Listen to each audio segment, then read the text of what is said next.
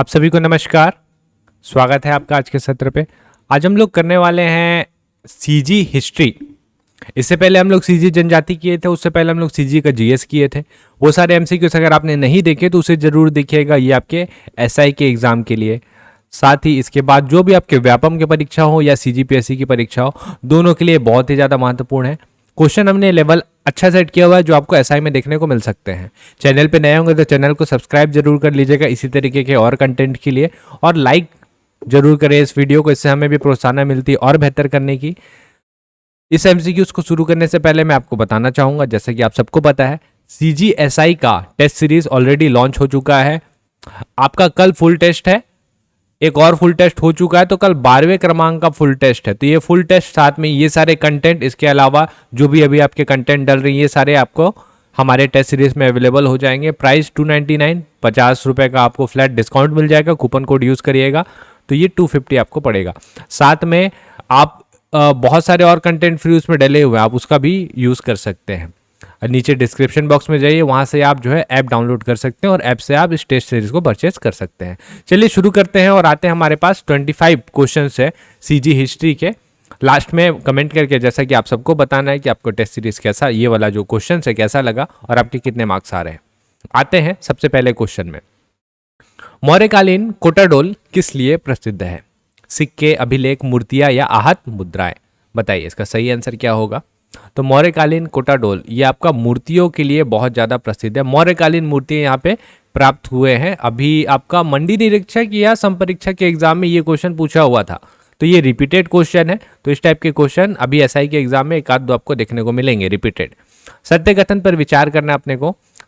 सीता बेंगरा की गुफा से हमें देवदत्त एवं सूतनुका की प्रेम गाथा का वर्णन मिलता है, प्रेम कथा का वर्णन मिलता है। इसे पाली भाषा में लिखा गया है। अब आपको बताना है केवल एक सही है, केवल दो सही है, एक और दो दोनों सही है, ना एक सही है ना दो सही है। चलिए आते हैं, पहले देखिए क्या है। सीता बेंगरा की गुफा से देवदत्त एवं सूतनुका हम लोग को जोगी मारे की गुफा से मिलता है, तो ये वाला तो गलत हो जा रहा है। इसे पाली भाषा में लिखा गया है।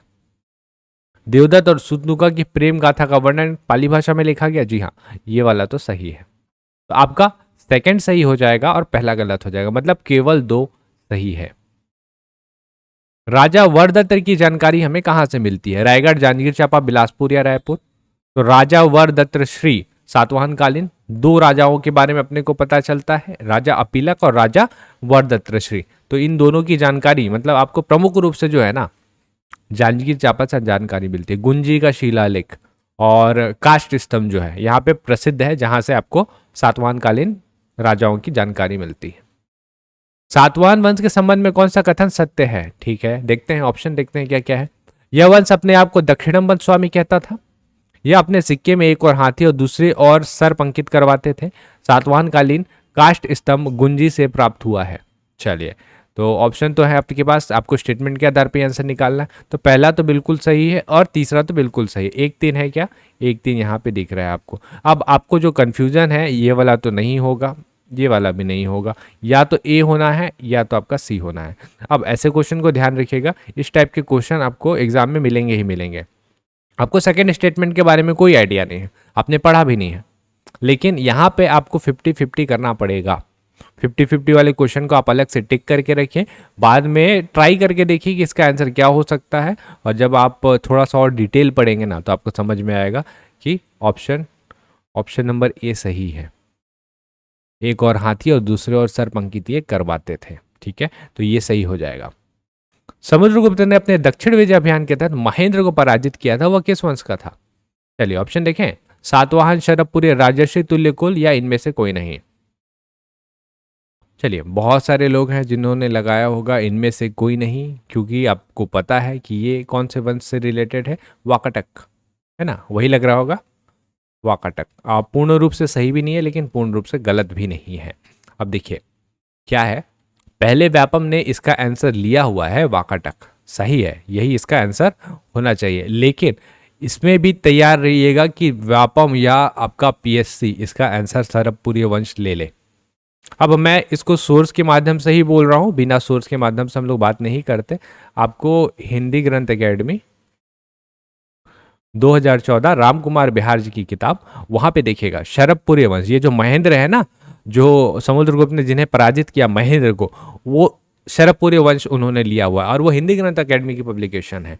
तो जब भी ऐसे क्वेश्चन आते हैं, अगर आपको इनमें से कोई नहीं मिल रहा है, कोई नहीं है ही नहीं, और वाकाटक भी नहीं लिखा है, तो आप शरभपुरी वंश लगा सकते हैं। अच्छा, आप पूछेंगे शरभपुरी और वाकाटक दोनों रहा तो तब आप कुछ नहीं कर सकते। ये पूरा क्वेश्चन जो रहता है फिर व्यापम के हाथ में चल जाता है। जो पहले एग्जाम दिए हैं उनको ये पता है कि 2 क्वेश्चन में व्यापम जो है कभी कभी फंसाता है। कुमारगुप्त का रत्न जड़ित मयूर सिक्का कहाँ से प्राप्त हुआ है? सिरपुर, रतनपुर, मल्हार या आरंग? तो ये प्राप्त हुआ आपका ऑप्शन नंबर डी, आरंग से। अगला, वाकाटक पृथ्वीसेन ने नल अर्थपति भट्टारक को हराया, इसकी जानकारी हमें कहां से मिलती है? वाकाटक ने नल के अर्थपति को हराया। रिद्धिपुर, पंड्यापाथर, राजिम शिलालेख, इनमें से कोई नहीं। बताइए सही आंसर क्या हो जाएगा? इसका जो सही आंसर हो जाएगा, देखिए सबसे शुरुआत में तो हमारे नल वंश ने आक्रमण किया था, बाद में रिटेलिएट किया आपके वाकाटक ने। तो जब पहली बार आक्रमण किया गया था तो उसकी जानकारी हम लोग को मिलती है रिद्धिपुर शिलालेख से, तो ये तो आपका डेफिनेटली नहीं होगा। वाकाटक पृथ्वीसेन ने अर्थपति के ऊपर दोबारा रिटेलिएट किया है, तो इसकी जानकारी हम लोग को इसके बाद का जो शिलालेख है केसरी बारा अभिलेख, उससे मिलते हैं, यानी कि ऑप्शन नंबर डी इनमें से कोई नहीं हो जाएगा। ऑप्शन देखते हैं यहाँ पे क्या है 8वें क्वेश्चन पे। चंद्रगुप्त द्वितीय ने अपनी बेटी प्रभावती का विवाह वाकाटक रुद्रसेन से कराया था। देखिए कारण दो, वैवाहिक नीति बनाकर वह दक्षिण कौशल को अपने अधीन रखना चाहता था। क्या है आपके पास? ये 4 ऑप्शन है, इसको हमने पहले भी किया हुआ है एक एमसीक्यूज में। कथन सही, कारण गलत, कथन गलत है, कारण सही है, कथन और कारण दोनों गलत है, कथन और कारण दोनों सही है। सही आंसर क्या होगा इसका? सही आंसर इसका हो जाएगा ऑप्शन नंबर डी, कथन और कारण दोनों सही है। पहला तो आपको पता ही है, डेफिनेटली सही है। दूसरा क्या सही है? जी हाँ, दूसरा बिल्कुल सही है। आप जब एनसीईआरटी इसको डिटेल में पढ़ेंगे तो आपको पता चलेगा कि जब रुद्रसेन की मृत्यु हो जाती है तो उनकी बेटी प्रभावती ही रहती है जो पूरे छत्तीसगढ़ को कंट्रोल करती है और अपने पिता चंद्रगुप्त द्वितीय के हिसाब से ही कंट्रोल करती है। राजीव लोचन मंदिर राजिम का निर्माण कराने वाला शासक कौन था? जाजल्य प्रथम, विरूपाक्ष, विलासतुंग या स्कंद वर्मन? और बहुत ही फेमस मंदिर है आपका, 7वीं शताब्दी में बना हुआ। ऑप्शन नंबर सी विलासतुंग इसका सही आंसर हो जाएगा। और जीर्णोद्धार यानी कि रिनोवेशन भी जरूर याद रखिएगा। कलचुरी शासक हमारे पृथ्वीदेव सेकंड, इन्होंने इनके जो सेनापति थे ना जगतपाल, हाँ सेनापति जगपाल जो थे उन्होंने इसका ये करवाया था। ठीक है, जीर्णोद्धार करवाया था। अभी बस पृथ्वीदेव सेकंड भी याद रखेंगे तो चल जाएगा। राजर्षि तुल्य कुल वंश का सबसे प्रतापी शासक कौन था? भीमसेन प्रथम, भीमसेन द्वितीय, सूरा या विभीषण? राजर्षि तुल्य कुल आरंग से शासन करते थे। भीमसेन द्वितीय जो आखिरी शासक इनके हुए सबसे प्रतापी इनको ही माना जाता है, क्योंकि इन्हीं के आरंग तामपत्र से ही हम लोग को सारा इंफॉर्मेशन मिलता है। इनका आरंग तामपत्र है, इसी से ही सारा इंफॉर्मेशन मिलता है, तो बोल सकते हैं कि हम लोग सबसे प्रतापी यही रहे होंगे। इस आधार पर यह कहा जा सकता है कि राजर्षि तुल्य वंश गुप्तों के अधीन थे। ऑप्शन देखिए, सिक्कों में गुप्त राजा के चित्रों के आधार पर, वैवाहिक नीति के आधार पर, गुप्त संबंध के आधार पर या इलाहाबाद प्रशस्ति के आधार पर। चलिए देखते हैं इसका सही आंसर क्या निकल सकता है। जब भी आप हिस्ट्री देखेंगे ना तो उसमें एक चीज देखने को मिलती है, संवत यानी कि कैलेंडर। जब भी कोई इंडिपेंडेंट राजा दूसरे का कैलेंडर इस्तेमाल करता है तो हम लोग मान के चलते हैं कि ये जो इंडिपेंडेंट राजा है वो दूसरे राजा के अधीन है, तो मतलब ऑप्शन नंबर सी इसका सही हो जाएगा। लेकिन यहाँ पे एक और ऑप्शन है जो कॉन्फ्लिक्ट करेगा, जो है सिक्कों में गुप्त राजा के चित्रों के आधार पर, क्योंकि जब वो अधीन हो जाएगा तो अपने जो सिक्के हैं उसमें गुप्त राजाओं के बारे में भी या गुप्त राजाओं का चित्र जो भी वो अंकित करा सकता है। लेकिन सबसे प्रमुख रूप से सबसे पहले तो उसको अधीन होना है ना, तो अधीन होने के लिए वो इसका इस्तेमाल करते हैं शुरुआत में। तो ये 2 कॉन्फ्लिक्ट वाले हैं। अब देखिए इसमें मैंने 3-4 क्वेश्चन ऐसे रखे हुए हैं जिसमें आपको कॉन्फ्लिक्ट हो सकता है, और ये जानबूझ के दिए गए हैं, आप प्रिपेयर रहिए मेंटली, ऐसे क्वेश्चन आते हैं। महाशिवगुप्त ने पुलकेशिन द्वितीय की अधीनता स्वीकार की थी, इसकी जानकारी हमें कहां से मिलती है? प्रयाग प्रशस्ति, राजिम शिलालेख, एहोल प्रशस्ति या पोड़ीगढ़ शिलालेख? तो इसका आंसर है आपका एहोल प्रशस्ति। पुलकेशिन द्वितीय, महाशिवगुप्त, बालार्जुन और साथ में आपके हर्षवर्धन, तीनों लोगों का ऐहोल प्रशस्ति से जानकारी मिलता है। कलचुरियों द्वारा निम्नलिखित कथनों पर विचार कर सही कथन चुने। कलचुरी के बारे में दिया हुआ है। लाफागढ़ का किला पृथ्वी देव प्रथम द्वारा बनवाया गया था। छत्तीसगढ़ में पहली बार स्वर्ण सिक्के जाजल देव प्रथम द्वारा चलाए गए थे। छत्तीसगढ़ में पहला मराठा आक्रमण 1741 में भास्कर पंत द्वारा किया गया था। चलिए अब इसमें देखते हैं। मेरे को ये तो पता है कि ये तो सही है। मेरे को ये भी पता जाजल देव प्रथम ने श्रीमद भागवत जाजल देव करके सिक्के चलवाए थे। तो जब दो सही हो जा रहे हैं और ए आपको पता नहीं है तो लगा क्या ये सभी सही है। काकतीय वंश के किस राजा के द्वारा बस्तर में विश्व प्रसिद्ध रथ यात्रा प्रारंभ किया गया था? अनम देव, पुरुषोत्तम देव, दलपत देव और अजमेर सिंह। सही आंसर इसका हो जाएगा आपका ऑप्शन नंबर बी, पुरुषोत्तम देव। रथपुरी की उपाधि थी इन्हें। बस्तर का महान मुक्ति संग्राम कौन सी जनजाति विद्रोह को कहा जाता है? हल्बा, मेरिया विद्रोह, मुड़िया विद्रोह या लिंगागिरी विद्रोह? ये है आपका ऑप्शन नंबर डी, लिंगागिरी विद्रोह, क्योंकि ये आपके 1857 की क्रांति से पहले हुआ था। 1 साल पहले किए थे हम लोग इसको, और बहुत बड़ा विद्रोह था लिंगागिरी विद्रोह। मराठों की छत्तीसगढ़ में प्रथम राजधानी क्या थी? आरंग, रायपुर, रतनपुर या तुम्बाड़? तो जहां पे वैकेंट हुआ है सीट वहीं से ये शासन करना शुरू करेंगे, यानी कि आपका रतनपुर। सबसे पहले कौन आए थे? बिंबाजी भोसले। कहां से शासन कर रहे थे? रतनपुर। सन 1818 में छत्तीसगढ़ में नियुक्त प्रथम सुपरिटेंडेंट कौन थे? कैप्टन इलियट, एडमंड, हंटर या विल्किंसन? इसका सही आंसर है 1818 में सर्वप्रथम बोल दिया है, तो सर्वप्रथम थे आपके option number B, Edmund, captain Edmund. इसके बाद कैप्टन एलियट आते हैं, Edmund, Elliot, Agnew, captain Agnew आते हैं, सॉरी। सबसे पहले आएंगे आपके कैप्टन एडमंड, उसके बाद आएंगे आपके एगेन्यू, जो सबसे ज्यादा अनुभवी और कुशल होते हैं। मराठा कालीन राज्य व्यवस्था में सवई कर क्या था? आयात, निर्यात, आबकारी, वार्षिक कर या अस्थायी कर या जुर्माना राशि? तो सेवाई कर, सेवाई इसको आप जीएसटी टाइप से समझ लीजिए, ये अस्थायी कर का मिला जुला रूप था, मतलब कि ऑप्शन नंबर डी इसका सही हो जाएगा। आयात निर्यात कर ये जो दिख रहा है ना, इसको शायर बोलते थे ये। आबकारी, आबकारी क्या बोलते थे इसको? कलाली। वार्षिक कर तो टकोली था, साल में एक बार देते थे टकोली, ठीक है। तो ये हो गया आपका, बच गया ये। अगला, वीर नारायण सिंह जी को फांसी कब दी गई थी?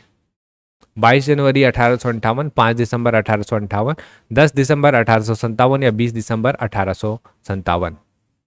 सही आंसर है इसका आपका ऑप्शन नंबर सी, 10 दिसंबर 1857 इसका सही आंसर है। निम्न में से कौन सा जंगल सत्याग्रह सविनय अवज्ञा आंदोलन के दौरान नहीं हुआ था? कट्टासिली जंगल सत्याग्रह, रुद्री नवागांव जंगल सत्याग्रह, सिहावा जंगल सत्याग्रह या तमोरा जंगल सत्याग्रह? यहां पे मेरे को एक सत्याग्रह दिख रहा है जिसका डेट था आपका 21 जनवरी 1921, और ये तो असहयोग आंदोलन के बीच में हो रहा है आपका।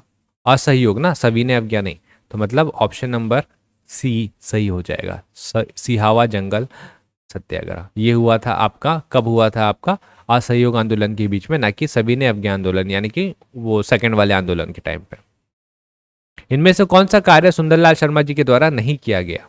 स्वतंत्र दल की स्थापना, खादी आश्रम की स्थापना, अछूतो द्वार का कार्यक्रम राजिम में या सिहावा नगरी जंगल सत्याग्रह का नेतृत्व? ये तो किया गया, अभी ऊपर ही देखा हमने।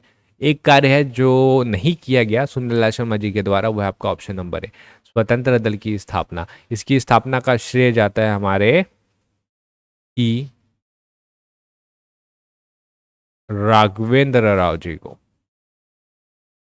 स्वराज दल था, फिर वो टूटा तो स्वतंत्र दल बनाया गया चुनाव लड़ने के लिए ई राघवेंद्र राव के द्वारा। भारत में अंग्रेजी राज किस प्रसिद्ध क्रांतिकारी की रचना है? महात्मा गांधी, ठाकुर प्यारेलाल, माधवराव सप्रे या सुंदरलाल शर्मा? इस पे बैन लगा दिया गया था, भारत में अंग्रेजी राज, इस पे बैन लगा दिया गया था। ये रचना है हमारे सुंदरलाल शर्मा जी की। रायपुर डायनामाइट केस का नेतृत्व करता कौन है? परसराम सोनी, ईश्वरी चरण शुक्ल, बिलक नारायण अग्रवाल या सुधीर मुखर्जी? इसका सही आंसर आप सबको पता होना चाहिए, बिलक नारायण अग्रवाल सही आंसर हो जाएगा इसका। 1942 में हुआ था। बाकी क्या बोला आपका? नेतृत्व करता बोला है ना, सहयोगी तो आपके ये भी थे, ईश्वरी चरण शुक्ल भी थे सहयोगी, सुधीर मुखर्जी भी थे। ठीक है, ये सुधीर मुखर्जी जो आपको दिख रहे हैं ना, ये भी सहयोगी थे, लेकिन मुख्य रूप से आपका बिलक नारायण अग्रवाल आपके नेतृत्व करता रहे।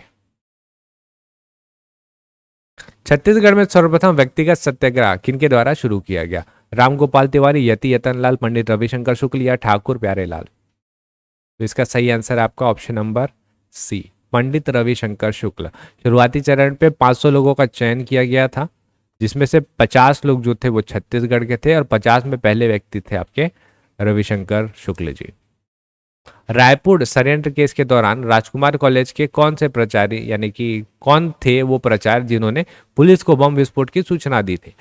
श्याम सुंदर अग्रवाल, गोपाल राय, मिस्टर गिरियर्सन या श्याम चरण दुबे?